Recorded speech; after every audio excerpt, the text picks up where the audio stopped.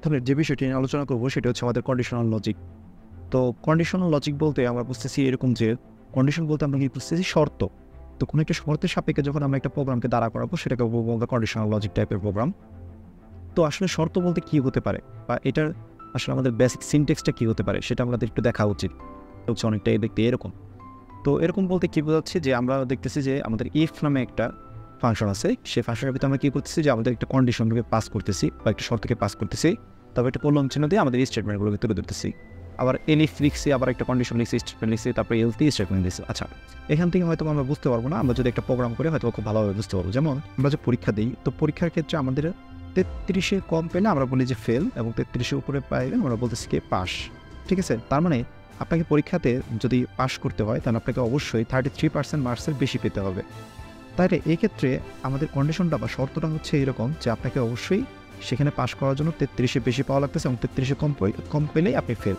ধরেন আমি একটা মার্কস নামে একটা ভেরিয়েবল ক্রিয়েট করলাম এবং মার্কস নামে ভেরিয়েবলটার মধ্যে আমি অ্যাসাইন করবো, সাপোজ আমি মার্কসে পেয়েছি 45, সাপোজ আমি পেয়েছি 45। আমি যদি বলি ইফ যদি আমাদের যে এই মার্কসটা আছে এই মার্কসটা যদি লেস দেন 33 হয়, ঠিক আছে, লেস দেন যদি 33 হয় তাহলে আমরা বলবো, আমরা আউটপুট হিসেবে দেখাবো কি দেখাবো, ইউ আর ফেইলড। ঠিক আছে, অথবা যদি আমি বলি এলস প্রিন্ট ইকুয়ালস টু হবে ইউ আর ফার্স্ট। আচ্ছা, এখন আমরা আসলে এই প্রোগ্রামটা যে লিখলাম, এই প্রোগ্রামটা আসলে কীভাবে লিখলাম বা কী করলাম এটা একটু বুঝি। প্রথমত আমি বললাম যে আমি কত মার্কস পেয়েছি সেটা আমি অ্যাসাইন করে দিলাম। আমি বললাম যে আমি 45 পেয়েছি এবং আমি হচ্ছে মার্কস ইজ ইকুয়াল টু 45। তার মানে মার্কস একটা ভেরিয়েবল, ইন্টিজার টাইপের ভেরিয়েবল যার ভ্যালু হচ্ছে 45। তারপর আমি এই ভেরিয়েবলটাকে একটা কন্ডিশনের বা শর্তের সাথে কী করবো, তুলনা করবো। যেমন ইফ যদি আমি বললাম যদি আমার যে মার্কসটা আছে এই মার্কসটা যদি 33-এর কম হয় তাহলে তুমি আউটপুট হিসেবে দেখাও কি, আউটপুট হিসেবে দেখাও print you are failed. Else মানে 33 যদি কম না হয় তাহলে কি 33 অথবা 33 বেশি হতে হবে, তাহলে তুমি এলস পার্টে চলে যাবে। এলস পার্টে গিয়ে এসে দেখাবে প্রিন্ট ইউর পাস্ট, মানে হচ্ছে আউটপুট হিসেবে দেখাবে ইউর পাস্ট। আমি যদি এটাকে কন্ট্রোল এন্টার দিয়ে রান করি তাহলে দেখেন আমাদের লেখা আসছে কি ইউর পাস্ট। কিন্তু আমি যদি marks is equal to 32 assign করি এবং এটাকে যদি আবার রান করি তাহলে কিন্তু লেখা আসবে ইউর ফেইলড। অথবা যদি আমি লিখি যে আমি 10 পেয়েছি তাহলে লেখা আসবে কি ইউর ফেইলড। তার মানে বিষয়টা কি যে শর্তের উপর ভিত্তি করে আমরা কী করলাম, একটা প্রোগ্রামকে দাঁড়া করালাম এবং সেটার উপরে ভিত্তি করে আমরা একটা আউটপুট পাচ্ছি। এটাকে বলতেছি আমরা কন্ডিশনাল লজিক টাইপের প্রোগ্রাম। তার মানে এখানে দেখেন মার্কস ইজ ইকুয়াল টু 10, দেখছে 10 কি 33-এর থেকে ছোট, 10 হচ্ছে 33 থেকে ছোট, তার মানে সত্য। যদি সত্য হয় সে কী করবে, এই ইফ পার্টের মধ্যে যেটা আছে সেটাকে সে আউটপুট হিসেবে দেখাবে, সে আর এলস পার্টের মধ্যে যাবে না বা এটাকে রান করবে না। কিন্তু যখন আমরা একটু 33-এর থেকে বড় একটা সংখ্যা দিই, লাইক 80 দিলাম এবং রান করলাম, দেখেন ইউর পাস্ট আসছে। কেন আসছে, বলছে ইফ যদি এই 80 ইজ লেস দেন 33, এটা কি মিথ্যা হয়ে যাচ্ছে। যদি মিথ্যা হয় তাহলে সে আর ইফ পার্টের মধ্যে ঢুকবে না, সে কি করবে, এলস পার্টের মধ্যে চলে যাবে এবং এলস পার্টের মধ্যে গিয়ে এলস পার্টের আউটপুটটা সে আউটপুট হিসেবে দেখাবে। এখন এই প্রোগ্রামটা আমরা আরেকটু ডাইনামিকভাবে করতে পারি। যেমন আমরা একটা ইনপুট নেওয়া শিখছিলাম, অনেকদিন আগে শিখছি যে মার্কস আমি যদি একটা ইনপুট নিতে চাই, যেমন ধরলাম আমি একটা ভেরিয়েবলের মান ইনপুট নেব, তো আমি সাপোজ মার্কস লিখলাম এবং মার্কস লিখে আমি ইনপুট নামক ফাংশনটাকে দিয়ে দিলাম। এখানে যদি রান করে এই যে আমার একটা বক্স আসছে, এই বক্সের মধ্যে কী হবে, যদি আমি একটা ভ্যালু চাপি, লাইক হচ্ছে 25 চাপলাম, তাহলে দেখা যাবে যে এই মার্কসের ভ্যালু বা এই মার্কস নামক ভেরিয়েবলের ভ্যালু 25 হয়ে গেছে।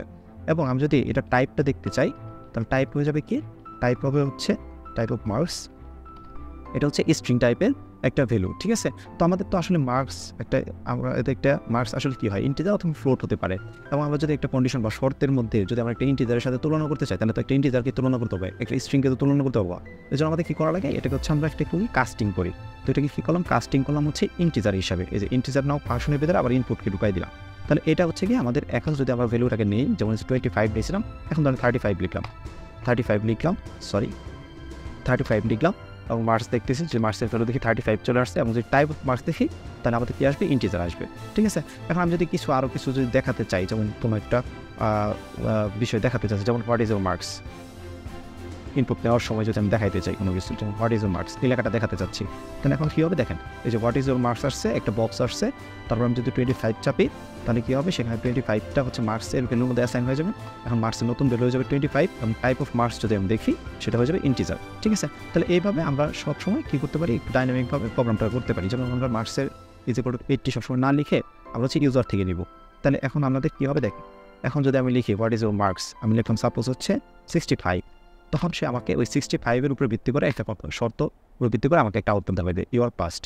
ঠিক আছে, প্রথমত এই মার্কস এই যে এই ইনপুট নামক যে ফাংশনটা আছে এই ফাংশনের জন্য সে কী করছে, এখানে আমাদের ভেরিয়েবলের মানটা নিছে বা মার্কসটাকে নিচ্ছে, নেওয়ার পরে সে এই মার্কসটাকে হচ্ছে এই 33 সাথে কম্পেয়ার করছে যে এই 65 কি লেস দেন 33, এটা কি মিথ্যা হলে তাহলে সে আর এখানে যাবে না, না যাওয়ার পরে সে কোথায় চলে যাবে, এলস পার্টের মধ্যে চলে যাবে। এবং এলস পার্টের মধ্যে সে দেখলো যে একটা আউটপুট হিসেবে দেখাতে হয়েছে প্রিন্ট নামক একটা ফাংশন আছে, এবং এই ফাংশনটাকে লেখা আছে যে ইউর পাস বা একটা স্ট্রিং পাস করা হয়েছে, সেই স্ট্রিংটাকে সে কী করলো আউটপুট হিসেবে দেখাই দিল। তো এই হচ্ছে আমাদের কন্ডিশনাল লজিকের একটা প্রোগ্রাম। তো কন্ডিশনাল লজিক আরেকটু ভালোভাবে ক্লিয়ার করার জন্য আমরা আরও কিছু প্রোগ্রাম দাঁড়া করাইতে পারি। যেমন সাপোজ ধরেন আপনার চিন্তা ভাবনা করলেন যে আপনার যদি সেভিংস আগামী মাসের সেভিংস ধরেন আগামী মাসের সেভিংস বা এই মাসের সেভিংস যদি 5,000 টাকার কম হয় তাহলে আপনি একটা ট্রিপে যাবেন না, আর যদি 5,000 টাকা বেশি হয় তাহলে আপনি ট্রিপে যাবেন বা একটা ট্যুরে যাবেন। ঠিক আছে, তাহলে অবশ্যই আপনাকে এখানে কার সাথে কম্পেয়ার করা লাগতেছে, আপনার সেভিংসের সাথে। আপনার সেভিংস মানিটা কত সেটার উপর ডিপেন্ড করতেছে, তাই না? তাহলে আমি লিখলাম যে আমি সেভিংস নামে একটা ভেরিয়েবল ক্রিয়েট করলাম, এবং সেই সেভিংসের ভ্যালুটা কত সেটা আমি এখানে লিখে দিতে পারি, অথবা কি ইউজার থেকে নিতে পারি। আমি যদি ইউজার থেকে নিতে চাই, সাপোজ আমি এই যে এই ফাংশনটাকে এখানে কল করলাম, এটাকে ইনপুট নামক যে ফাংশনটা আছে সেটাকে রাখ দিলাম, এবং আমি এখান থেকে জানতে চাবো যে হোয়াট ইজ ইউর সেভিংস। এই যে হোয়াট ইজ ইউর সেভিংস। এখন যদি আমি এটাকে রান করি, এই যে এখান থেকে আমরা কী করতাম, সেভিংসটা জানতে পারবো। সেভিংসটা কীভাবে জানতে পারি, তখন আমি লিখলাম হচ্ছে 6,500। এখন দেখেন আমাদের এখানে কী হবে, যে এখানে আমাদের যে সেভিংসটা আছে সেভিংস এই ভেরিয়েবলের নামটা কত হয়েছে 6,500। এবং যদি আমি টাইপ অফ সেভিংস দেখি, টাইপ অফ সেভিংস তাহলে দেখব কি এটা ইন্টিজার। ঠিক আছে, তো এই হচ্ছে কি বিষয়।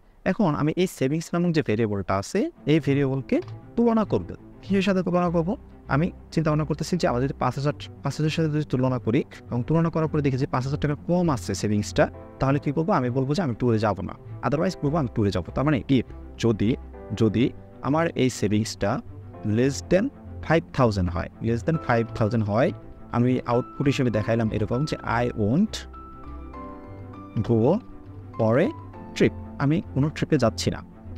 আর এলস পার্টের মধ্যে আমি বললাম print I will go for a trip.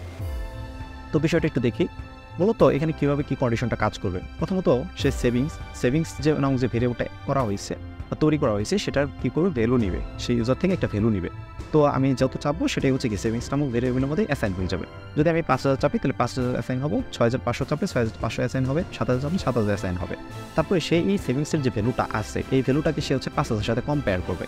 যেমন আমি যদি সাপোজ 4,500 চাপি, তাহলে কী হবে যে 4,500 ইজ লেস দেন 5,000, এটা সে কম্পেয়ার করবে। হ্যাঁ, এটা তো সত্য।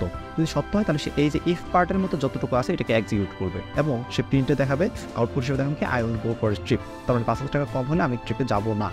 আর এই কন্ডিশন ব্যতীত মানে 5,000 টাকা কম কন্ডিশন ব্যতীত সেভিংসের মান অবশ্যই সেগুলো 5,000 টাকা বেশি হবে। আর যদি বেশি হয় সবগুলো কোথায় চলে যাবে, এলস পার্টের মধ্যে চলে যাবে, এবং এলস পার্টের মধ্যে গিয়ে বলবে যে I will go for a trip. যেমন আমি যদি একটা রান করি, এবং রান করার পর লিখি সাপোজ যে আমার সেভিংস হচ্ছে 8,000 টাকা, তাহলে কী লেখা আসছে যে I will go for a trip.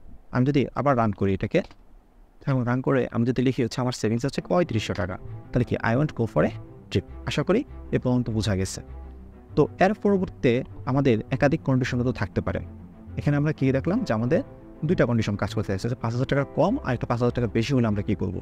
এখন যদি আমাদের একাধিক কন্ডিশন থাকে, যেমন একাধিক কন্ডিশন কীরকম হতে পারে, আমরা একটা চিন্তা ভাবনা করলাম যে আমাদের যে 5,000 টাকা আসলে কম থাকে, তাহলে আমরা ট্যুরে যাব না, তাহলে আমরা then we won't go for it.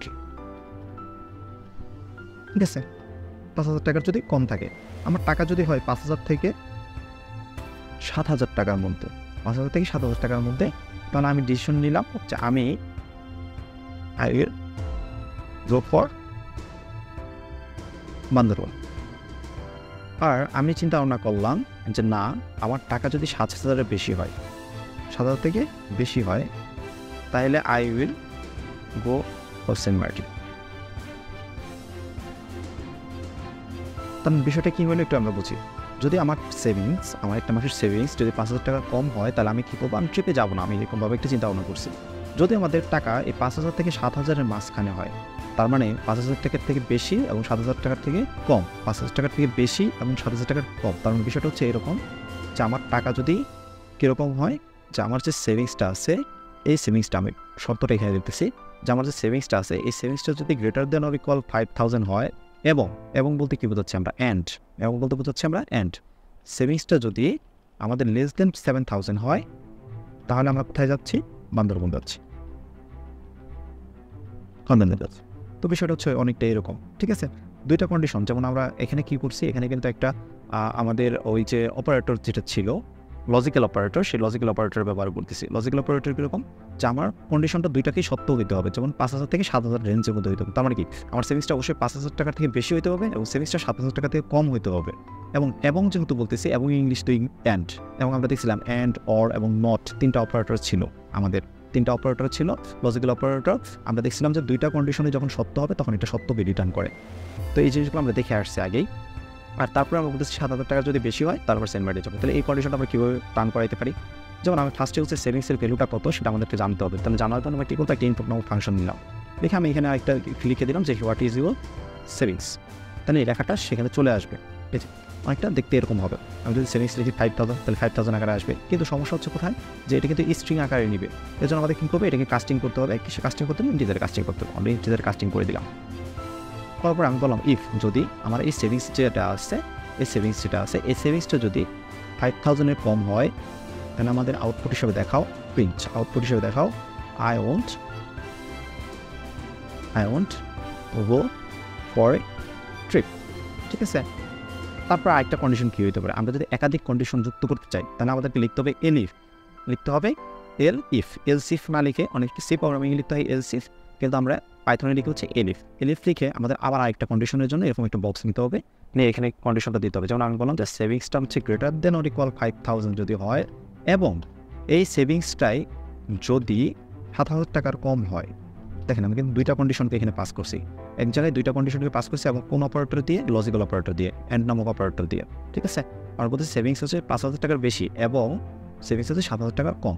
তাহলে তুমি কী করবা? প্রিন্ট করবা যে বান্দরবন লিখে দিই, জাস্ট হচ্ছে বান্দরবন মানে আমরা হচ্ছে বান্দরবনে যাবো এরকম। আর এলস পার্টের মধ্যে আমাদেরকে কোনো কিছু ডিফাইন করতে হচ্ছে না, কারণ কি দেখেন যেটা 5,000 এখানে আমাদের কন্ডিশনটা কীরকম আসছে যে এখানে আসতেছে 5,000 টাকা কম, এখানে আসতেছে 5,000 থেকে 7,000। আর এলস পার্টের মধ্যে বাদবাকি যা আছে সব, তাহলে বাদবাকি যা আসছে বলতে কী বোঝানো হচ্ছে? অবশ্যই 7,000 টাকার বেশি।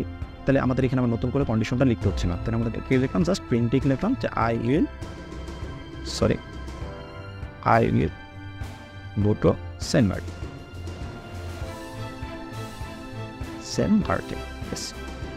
এখন যদি আমি এটাকে রান করি, দেখেন প্রথমত এই যে সেভিংসের ভ্যালুটা সে নিতে চাইছে, তোমার সেভিংসটা কত সেটা আমি জানতে চাচ্ছি। সাপোজ আমি সেভিংসটা বললাম হচ্ছে 10,000 টাকা, সে কী করবো? I will go for a Saint Martin. কেন? একটু দেখি এই 10,000 কি 5,000 থেকে ছোটো না? তাহলে এইটা সে বাদ দিবে, আবার এখানে আসবে এলিফে আসবে, সে দেখবে এই 10,000 কি 5,000 থেকে বড় এবং 7,000 থেকে ছোটো না, এটাও মিথ্যা হয়েছে। তাহলে এই দুইটা কন্ডিশনের কোনো কন্ডিশনে সে ঢুকবে না। পরে সে কী করবে? এলস পার্টের মধ্যে চলে যাবে, এলস পার্টের মধ্যে গিয়ে I will go for Saint Martin বা এরকম কিছু একটা আউটপুট সে চলে আসবে। আমি যদি আরেকবার দেখি যে আমি চিন্তা করলাম যে আমার সেভিংস হচ্ছে সাপোজ 2,800 টাকা, আমি রান করলাম, দেখো I will go for a trip. মানে বিষয়টা কি? যে বিষয়টা হচ্ছে এরকম যে সে 2,800 টাকা এই টাকাটাকে 5,000 টাকার সাথে কম্পেয়ার করছে যে 2,800 ইজ লেস দেন 5,000। হ্যাঁ সত্য, যদি সত্য হয় তাহলে সে ফার্স্টেই এখানে এই পার্টটাকে এক্সিকিউট করবে, আর কোনো পার্টে সে আর যাবে না। তার মানে শর্তের উপর ভিত্তি করে যতটুকু শর্ত সত্য হচ্ছে ওইটুকু সে এক্সিকিউট করবে, বাদ বাকিটুকুর মধ্যে সে আর যাবে না। তো এই হচ্ছে গিয়ে আমাদের মোটামুটি কন্ডিশনাল প্রোগ্রামিংয়ের বিভিন্ন ধরনের প্রোগ্রাম। তো এছাড়াও আমরা আরও কিছু প্রোগ্রাম আমরা দেখতে পারি, যেমন আমরা রেজাল্টের ক্ষেত্রে দেখি যে আমাদের 80 উপরে পাইলে A+, তারপরে সাপোজ ধরলাম 70 থেকে 79 পর্যন্ত ধরেন A, পরে 60 থেকে 69 পর্যন্ত ধরেন হচ্ছে B। তো এরকমভাবে আমরা একটা ক্যাটাগরি ভাগ করতে পারি। যেমন আমরা বললাম যে 80-র উপরে যে পাবে সে হচ্ছে A+, হ্যাঁ। যদি আমরা বললাম যে 70 থেকে 79 পর্যন্ত যারা পাবে তারা হয়েছে সাপোজে, মানে আমরা হচ্ছে এটা আনুমানিক একটা ধরে নিচ্ছি, হ্যাঁ। তারপর আমি চিন্তা ভাবনা করলাম যে 60 থেকে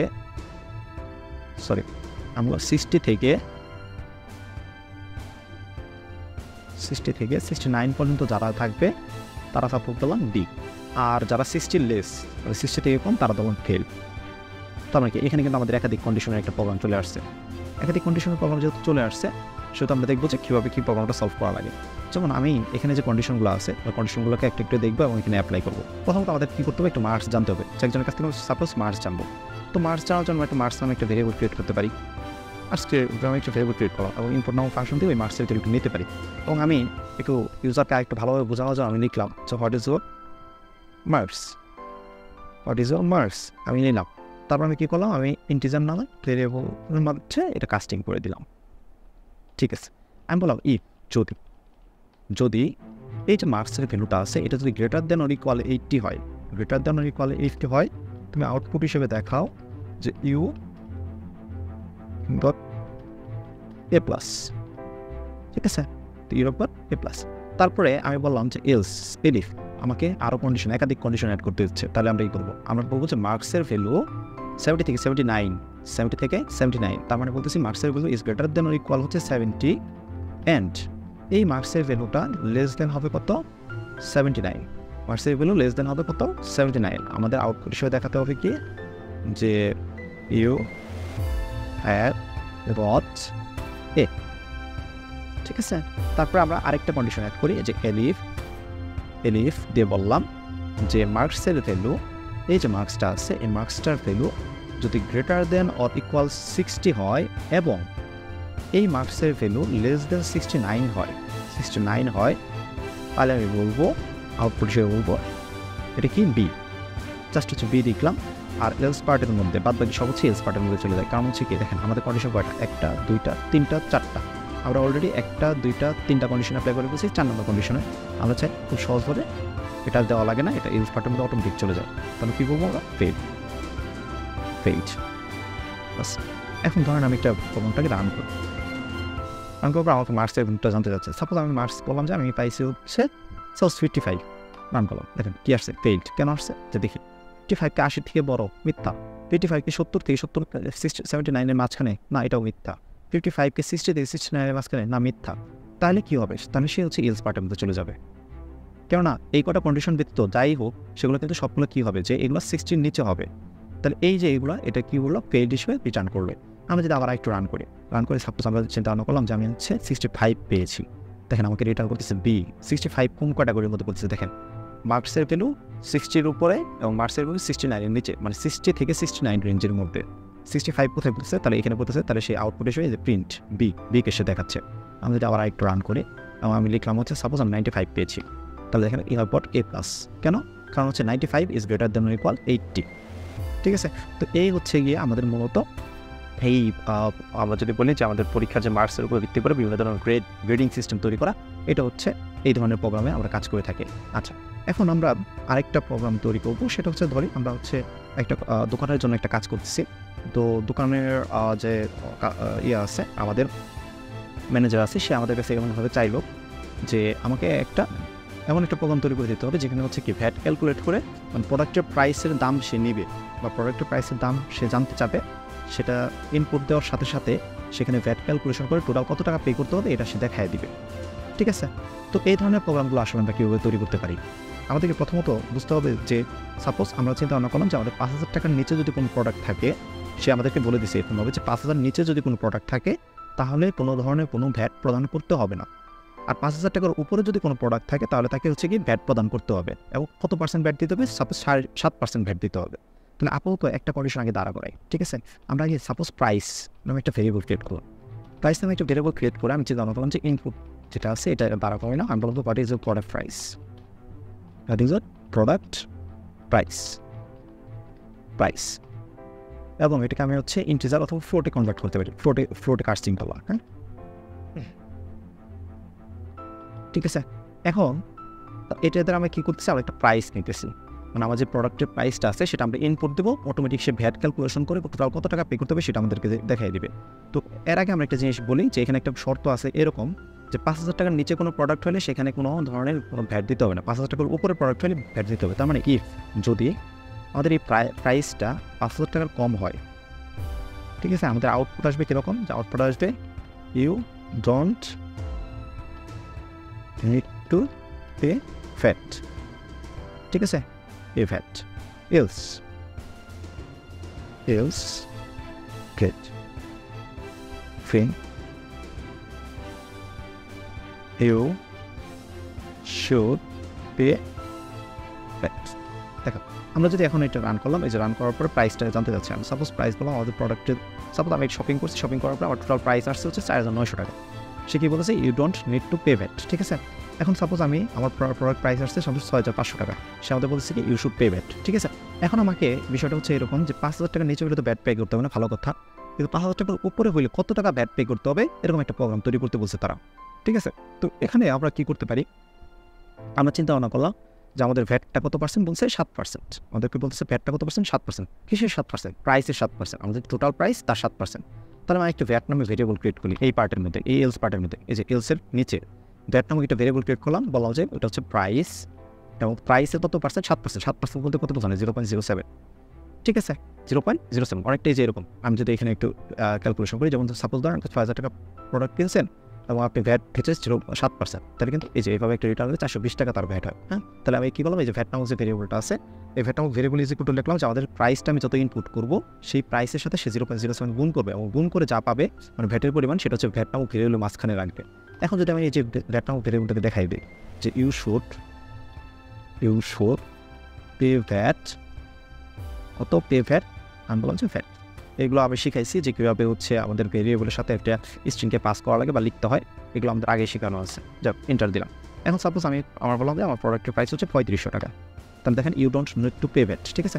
কিন্তু যখনই আমি বলবো যে 5100 টাকা, সাপোজ 5000 টাকার একটু বড়, দেখো ইউ শুড পে ভ্যাট 357 টাকা, তেমন কি 5100 7% হচ্ছে কি 357, এবং এটা কিন্তু আমাদের কি দেখাই দিচ্ছে, ঠিক আছে। তো এরকমভাবে হচ্ছে যে আমাদের দোকানের যে পয়েন্ট অফ সেলের যে সফটওয়্যারগুলো আছে, এগুলো কিন্তু এইভাবে প্রোগ্রামগুলো করা হয় যে আমরা যে বিভিন্ন ধরনের ই কমার্স সফটওয়্যার যেগুলো আছে, বা হচ্ছে আমরা যদি বলি সুপার শপ যেগুলো আছে, এগুলোতে যে আমাদের বারকোড স্ক্যান করে প্রাইস টানে সেখান থেকে ভ্যাট ক্যালকুলেশন করে অটোমেটিক প্রাইসের সাথে অ্যাড করে তারা কি আমাদের আউটপুট হিসেবে দেখায় দেয়, এবং কি একটা মেমো তৈরি করে দেয়। এটা কিন্তু এরকম, ঠিক আছে। তাহলে আমরা বুঝলাম যে আমাদের কীভাবে কি করতে হয়। এখানে আমরা একটা জিনিস সেটা দেখতে পারি যে আমাদের টোটাল কত টাকা পে করতে হবে সেটা আমরা বের করে ফেলতে হবে।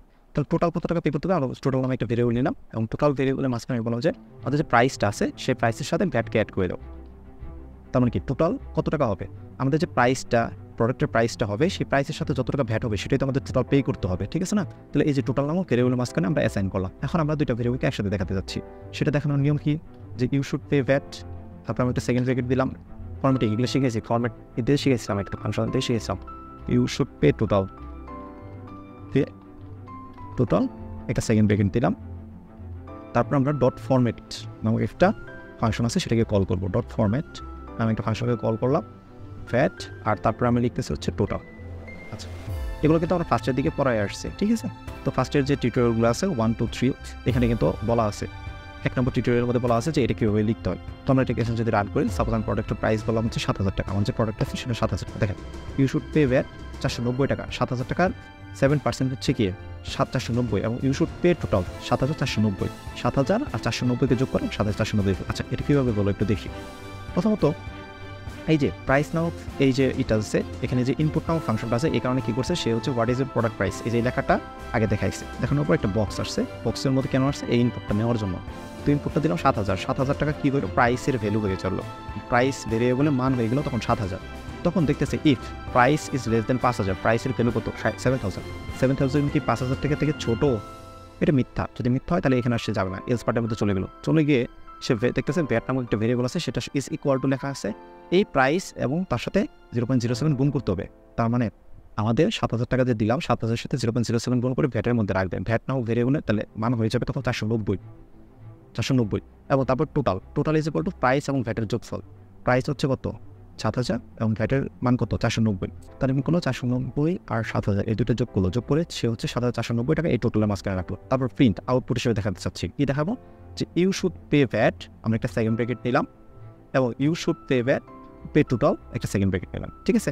এবং এই ফরম্যাট ডট ফরম্যাট নামক একটা ফাংশনকে কল করে আমরা ভ্যাটকে লিখলাম, টোটালকে লিখলাম, মানে আমাদের এই যে দুইটা ভেরিয়েবল, এই দুইটা ভেরিয়েবলের নাম লিখলাম। এই ভ্যাটটা গিয়ে বসবে হচ্ছে এই সেকেন্ড ব্র্যাকেটে ফাঁকা স্থানে, আর এই টোটালটা গিয়ে বসবে এই সেকেন্ড ব্র্যাকেটে ফাঁকা স্থানে, ঠিক আছে। এটাই হচ্ছে কি এই ফাংশনের কাজ, এটা আমরা শিখাইছিলাম অনেক আগেই। তো এটাকে যদি এন্টার করে আরেকবার যদি রান করি, সাপোজ আমার প্রোডাক্ট প্রাইস তখন 9000 টাকা, সে কী করছে, আমাকে ইউ শুড পে ব্যাক 630, মানে 9000 টাকা 7% হচ্ছে 630, এবং তোমাদের টোটাল তাহলে পে করতে হচ্ছে কত 9630 টাকা। তো এই হচ্ছে আমাদের কন্ডিশনাল প্রোগ্রামে। আমরা আশা করি আপনারা আরও কিছু প্র্যাকটিস করবেন, এবং প্র্যাকটিস করার মাধ্যমে আশা করি এটা ক্লিয়ার হয়ে যাবে। ধন্যবাদ।